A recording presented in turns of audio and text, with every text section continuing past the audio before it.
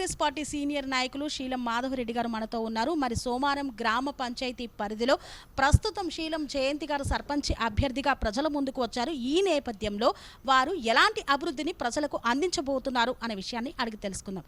Sir చెప్పండి, అసలు సోమారం గ్రామంలో ప్రస్తుతంగా మీరు గమనించినటువంటి సమస్యలు ఏమున్నాయి ప్రధానంగా? నా పేరు శీలం మాధవరెడ్డి, మాది సోమారం గ్రామం. గత 40 సంవత్సరాల నుంచి నాకు రాజకీయంగా తెలిసిన కాడికి 40 సంవత్సరాలు రాజకీయంలో ఉన్నాను.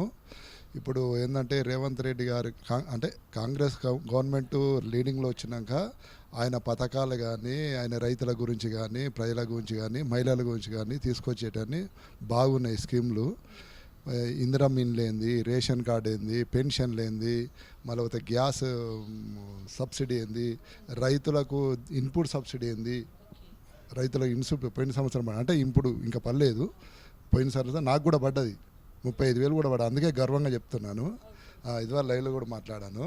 కాబట్టి మా దగ్గర జనరల్ మహిళ వచ్చింది, శీలం జయంతి మహిళ కొంచెం ఉత్సాహంగా ఉంది, యువకురాలు, మహిళకు అందరు చేస్తాను ఉద్దేశంతో మేము ముందుకు తీసుకొచ్చినాం.